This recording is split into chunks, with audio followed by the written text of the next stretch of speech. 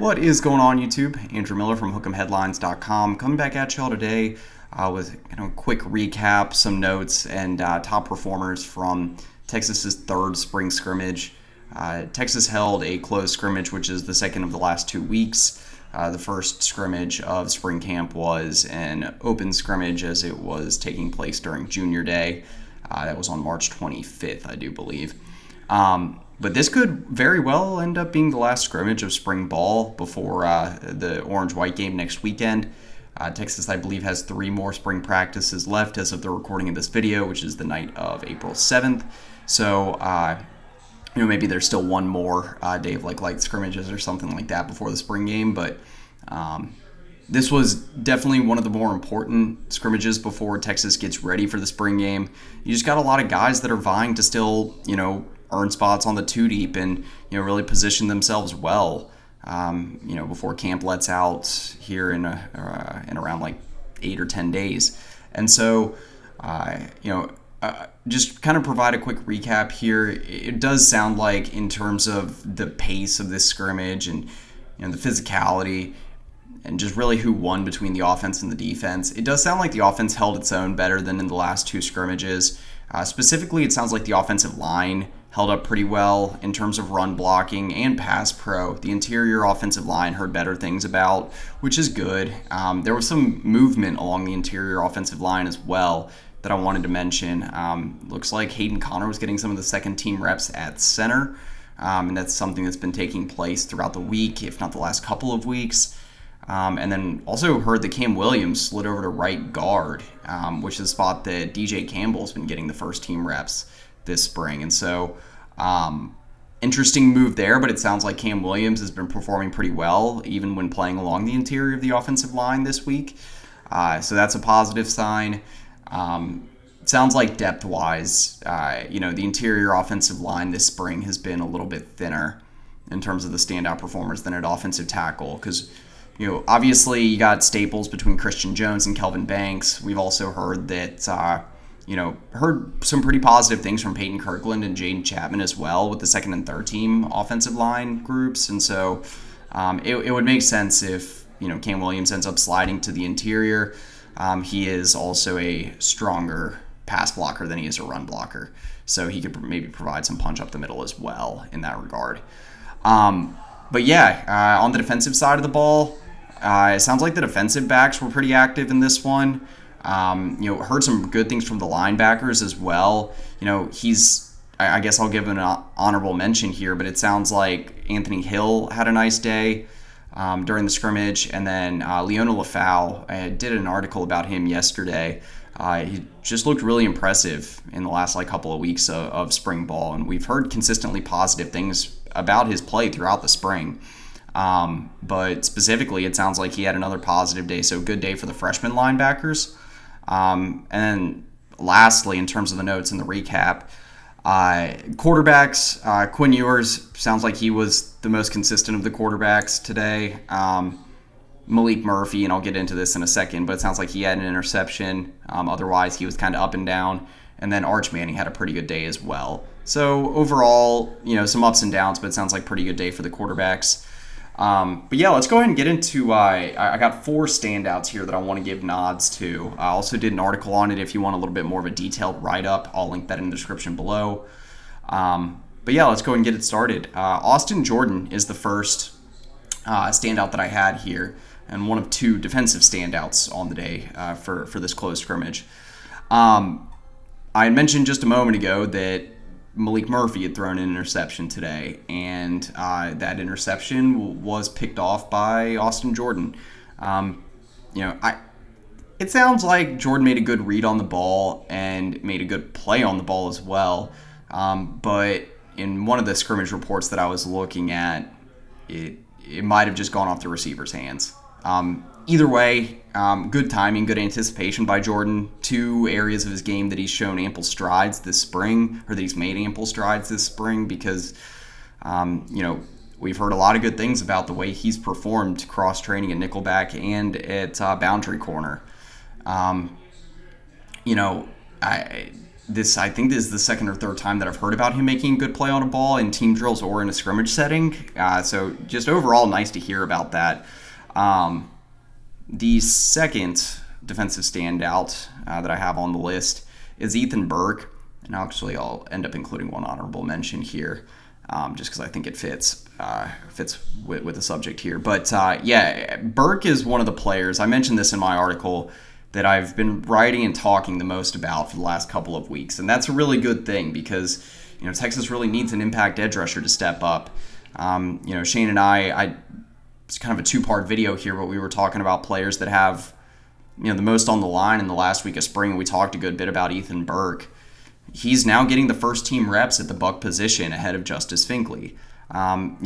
Burke has also been getting some looks both as a stand-up edge rusher and out of the 3 tech, so lining up as a down lineman every once in a while. But the most positive thing that I heard about regarding Burke's play in the scrimmage was the fact that he was able to set the edge better in run defense, that he was a more consistent force off the edge as well, stopping the run.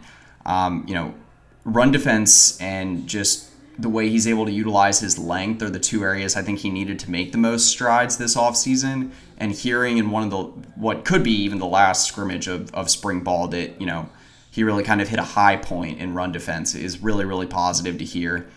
Especially considering he spent a good portion of the scrimmage and he's just spent a good portion of the last 2 weeks taking reps against the first team offensive tackles. It's really, really obviously high level of competition to play against Kelvin Banks and Christian Jones. And, heard a little bit about this week, Burke kind of stepping up in run defense and team drills in scrimmage against Christian Jones. And I wouldn't hesitate to say that Jones might be the best run blocker on the team. He's at least the most proven and experienced in that regard. So, like I said, good to hear these positives from Burke. In terms of his pass rushing ability, we've heard about him stepping up all spring long. But run defense is the major development here. And then I mentioned that I wanted to say one kind of honorable mention for the defense, and it just fits because Colton Vasek also had a nice day during the scrimmage. It sounds like mostly pass rush that Vasek was being disruptive, but as usual was looking good with getting second team reps, utilizing his length well, winning a good portion of his matchups too. From what I've heard from Vasek, while he's still a long way from kind of reaching his potential, and he's still just very green, that he's got enough length and he's, I think, ready enough to at least make some noise and get some live game reps for Texas, at least in pass rushing situations this fall. But again, Vasek is a name that we've mentioned here and there as a standout in, I believe one of the weeks of spring practice and spring break let out, and then in one of the scrimmages as well. So good to hear from him for this scrimmage. Turning the attention to the offensive side of the ball, we got 2 players at the same position that stood out, but the first one is C.J. Baxter.